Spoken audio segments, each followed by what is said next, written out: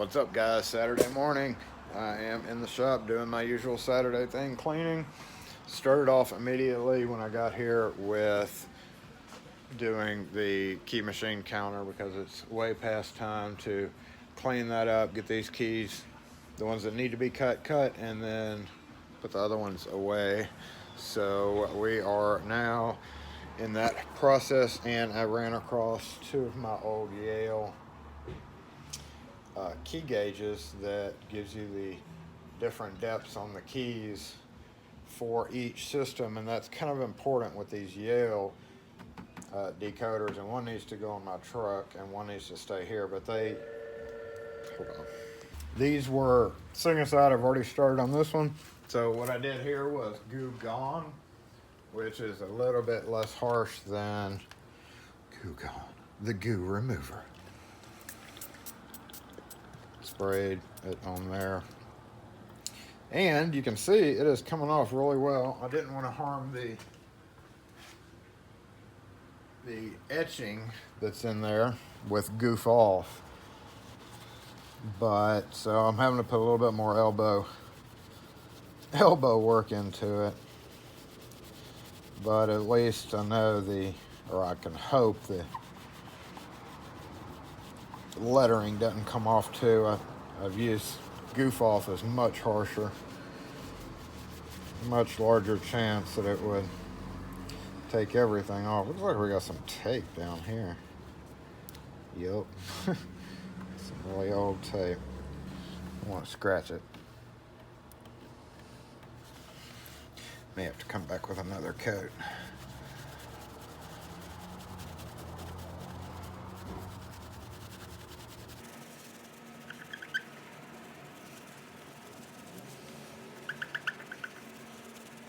So I'm making my Yale things shiny. Big difference.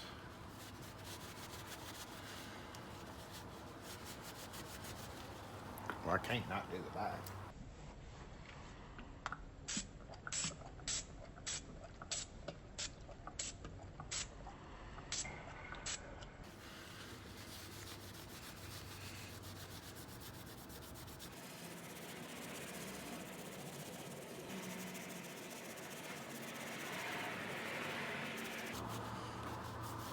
That is clean enough for the workbench.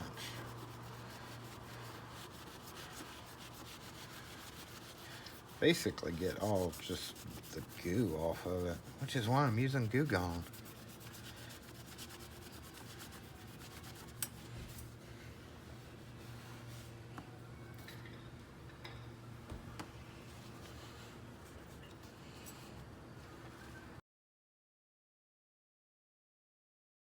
Okay, now this is set on here for much longer than it sat on that one.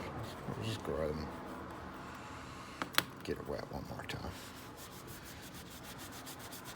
Still takes a lot of muscle.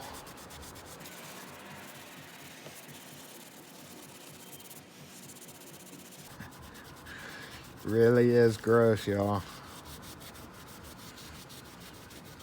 I don't even want to know what that is. A combination of. I should be wearing gloves, I feel like now. Doing this kind of thing makes you want to wear gloves all the time.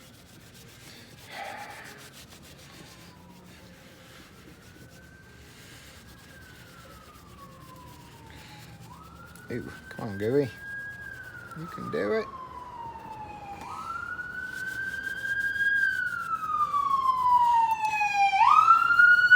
Your complimentary siren for the day, or for the video. You're welcome. I know it's not complete without a siren going by. All right, now I'm tired. That's just gross.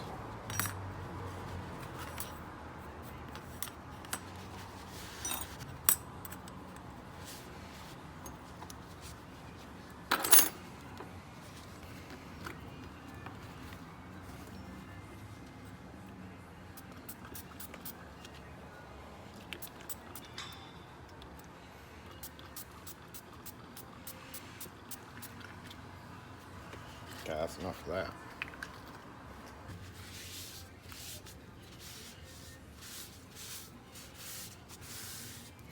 As a bonus, it cleans the rubber. Cleans the rubber surface. This will be my final coat. They are gonna stay just as they are. I'm gonna get that tape off, so come on.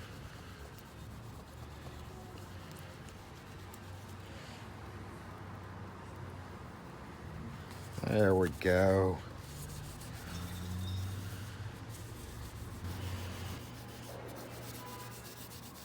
Oh, that sounded like a hit.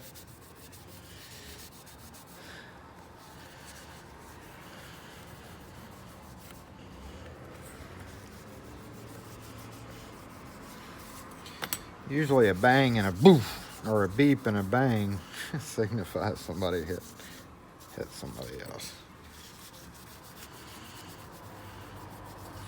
Doesn't sound serious, though. It sounds like a fender bender.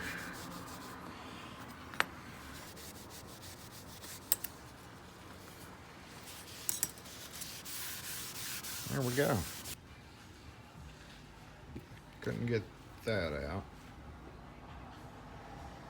But, and there's a lot of glare. Much better. So, yeah, spent that. I'll never use these. But, I want them to be pretty, right? We're gonna scratch X this. I bought this a long time ago for car work. And then I found that it worked really well on other metals. Pretty nasty stuff.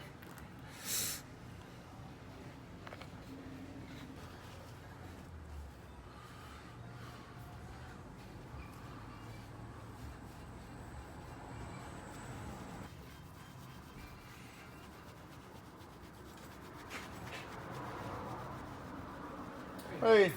Let's see if I can get this key made. Okay.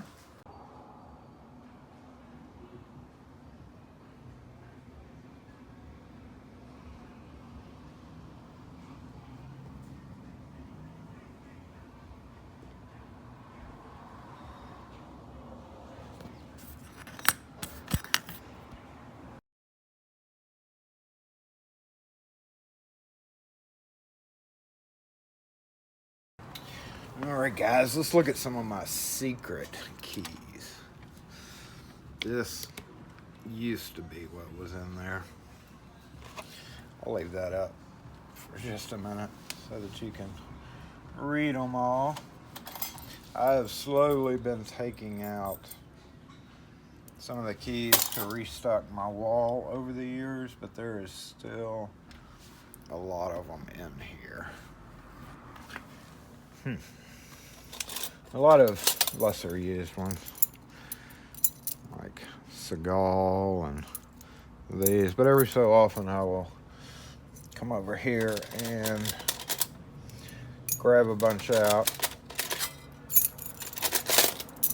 in an effort to get them back on the hooks where they belong. And now I'm going to come back and we're going to go look at the rest of the containers.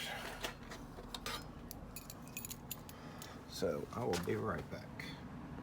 So out of that handful, I had maybe half that I was able to hang up, which is why this is so irritating. I have a lot of Corbin wrestling keys that I needed to go through too. And also on a lot of these, my hooks are just full. So, yeah, I'm going to be doing this for a minute, and then I'm going to go ahead and shift to the next container.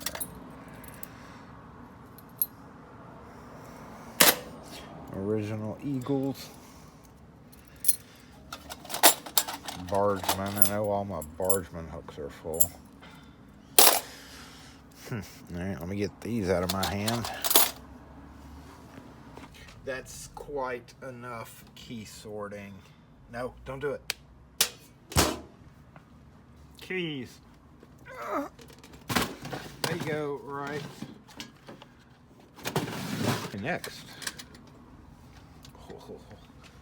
This is my old GM kit. And it has also been picked through over the years. Obviously the GM H's, one of the more popular ones now. Oh, that's D. Yeah, got a lot of H's in here. So yeah, this is where I restock from my GM Key 6 cuts from. And I've even got some old GMs here. But they are, and the brass is just beautiful. Beautiful brass. But I have a ton of these already on the hook anyway, so no real need to change or restock from anything in here. A, B, C, D, E. Yep. And then H, J, should be K. Alright, so to finish off, we get all the way down here to the B1. These were all from horrible years of dealing with GM 6 cut. If any of you guys are in the automotive game now and you never had to deal with this era, it was a good life experience, I'll put it that way.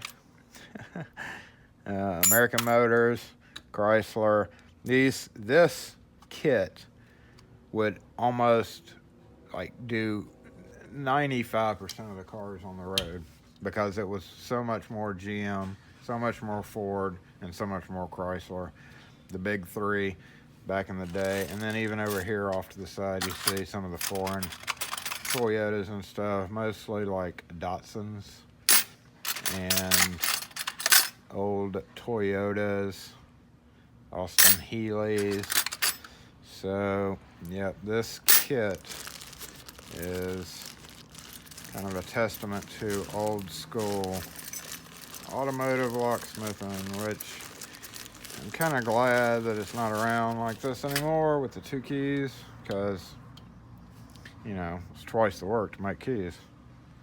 But anyway, that is that. J, those are supposed to be over here somewhere. Anyway, nicely aged brass. When I need something out of there, which is even less frequently now, I will dig around and get it out. All right, next. This was another kit. This was not my kit. This was another employee's kit. Not quite as straightened up and nice looking, but had old Cadillac tilt columns. Ugh. And the infamous Alphatech ignitions. Just looking at some of this stuff just makes me queasy. So yeah, I have even more there. Oh my goodness, the phone. Reached the time of the day, Saturday, for lost car key calls. And here we go again, some of the old GM keys and just various keys. This one could be totally cleaned out. Look at this. We even have the old TR33 with our impressioning, ready to be impressioned. Throughout my videos on impressioning, I have forgotten to notate that nickel silver keys suck harder than brass for impressioning. So if you can get your hands on brass keys for whatever, use those for your impressioning. I've got a rack for these. Oh, and that's got the old star logo. I think it's illegal for key manufacturers to use this logo now, so that is technically a collectible antique key that probably could be put on eBay and sold. Some of these weirdo car guys. Much Y11. It's just various kits, so we are going to go up with there. And probably another. Oh, that's a Camel kit. Look, guys. Wood desk locks.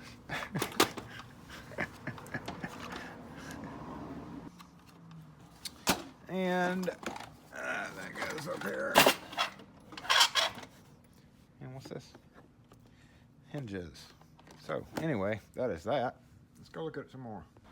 It's one side of the wall you don't often see because it's on the back side.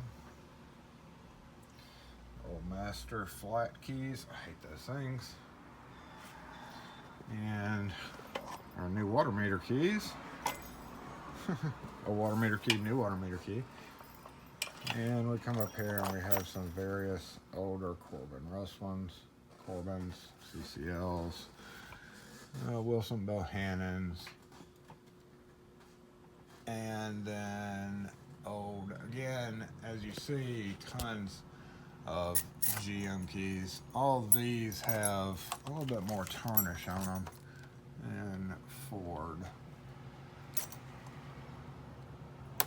So you see why I don't need to empty those kits anytime soon, because I have a ready stock of them. Look at these reading keys.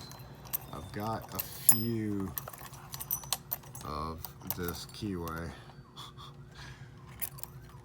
National, several of those, and it looks like Y3 or the EA1 keys. And over there, these red ones, in case somebody asked, these are the aluminum keys that they made back during the war. Reynolds aluminum made these keys because of the brass shortage. And lastly for now, somebody wanted me to pick up that rack of keys from a hardware store. It's on its spinner. It's actually attached to the machine down there. See the machine hiding in the corner back there?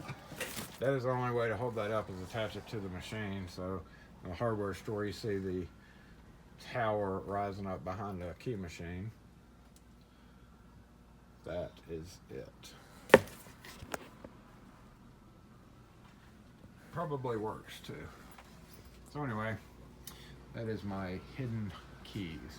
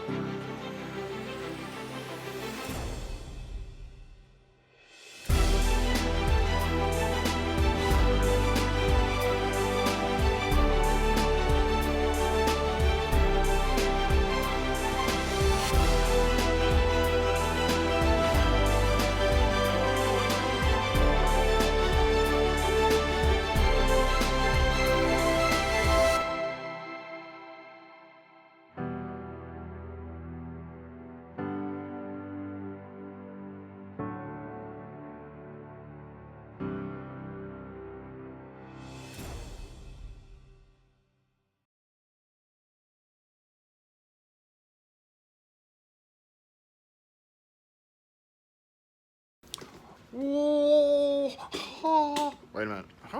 Wait a minute. Wait. Oh, shoot. Hold on. There.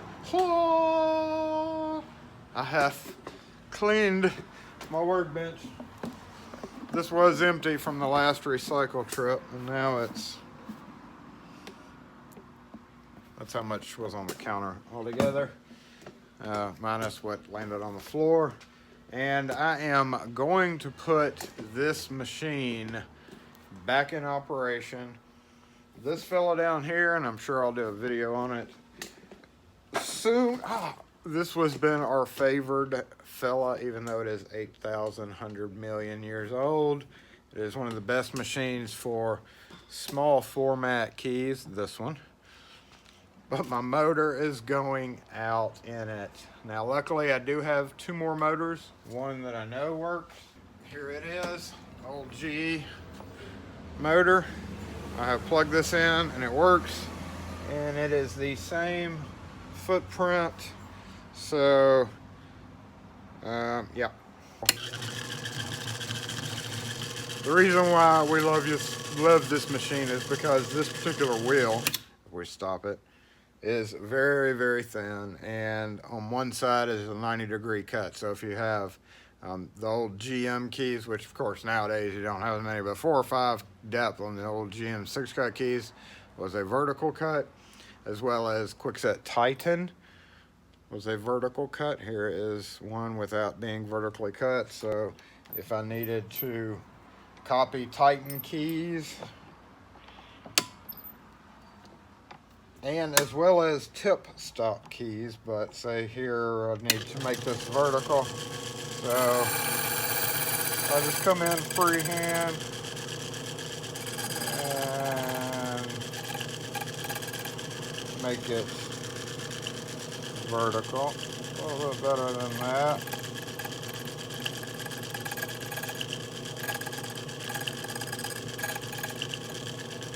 There we go. And see, it cuts our, I don't know if you can see, but cuts our vertical cut really well because of that blade. Anyway, it's our favorite machine. We use it for all, like Master, we use it for all automotive because it's very accurate. You can see very well. It's got pretty wide set jaws, and it is tip stop or shoulder stop, and single or double-sided jaws. And it's actually an automatic, and we never really use the automatic, but you would, here. So, see how it did that? Okay, watch. So, it's pushing it. I'm not actually going to engage it, because if I engage it, it'll put tension here. It automatically tensions it. And it goes very slow, which is another reason why we never used it.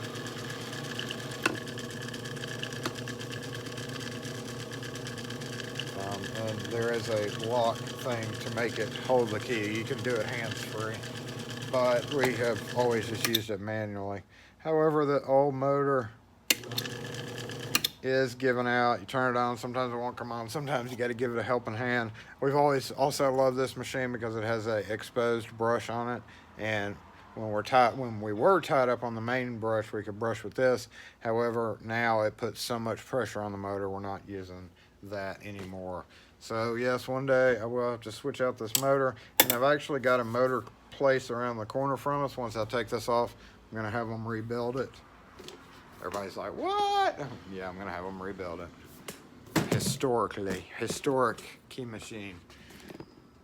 And so yeah, this one is what we were talking about. And I did a short video on this a long time ago. I did just a quick video with this machine cutting Medico air keys a long time ago. I will try to find it, but it was just a video talking about how this thing's used. However, the feet of this guy, and this machine, I actually take this to my truck because it sits very well on the back of my truck. So if I need to take a machine with me to do something where I'll know I'll need a key machine, this guy goes. As a result of that, it has had a very hard life. The feet, I'm not going to lift it up, but the feet are adjustable. But if the feet don't stand up enough off the counter, it's got to stand up really high off the counter. Otherwise, when I do this and bring this mechanism to this position, there is a part underneath that presses down. So you got to have clearance. I also, a long time ago, had to replace the plug-in, which is a pain in the ass for HPC machines. And I forgot to route the damn wire back through. So it has lived with like that since then and really needs to be rewired, but I'm not going there because I remember how horrible it was. But in the meantime, I've got longer screws put in. It is not sitting on the actual feet, it is sitting on the heads of the screws, but you know, it is what it is, guys. It is what it is. So now I'm going to come over here and we're going to see how it's doing. Now, compared to this machine, which is what we use mainly for all our cylinder keys, you know, house keys, everything that doesn't need to be tip stop is larger format. Even American padlock keys, copy dead on with that machine. This machine uses a little bit different style of shoulder spacing, and that has always been the problem with this machine, is these shoulder things, if they get hit, it's very, very tricky to adjust this machine. Always has been. I've always hated having to adjust this machine because it always ends up being quite the process to get everything like it's supposed to be. And on this one, you do have to come in with your index key and then come in with your blank and tighten it down. So let's see how the depth is. Now, I did go over this machine before, so I talked about those dials on top. That is just for Medico, and it's just a visual reminder of what cut you need to cut. They don't do anything but free spin. They have absolutely no effect on the machine. You absolutely do not have to use them to cut a key. You could simply write it down. Oh, that's a little deep.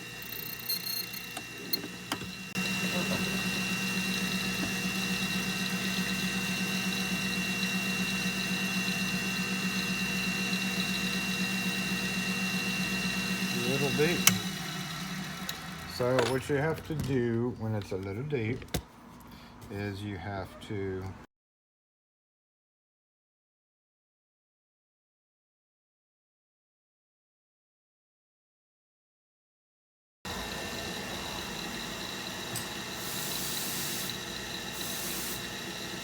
brush it this time. Oh, beautiful. Beautiful, beautiful. Look at that. And in the meantime, I'm gonna clean all this up and get out of here. So, thanks for watching. We're gonna put this back in service Monday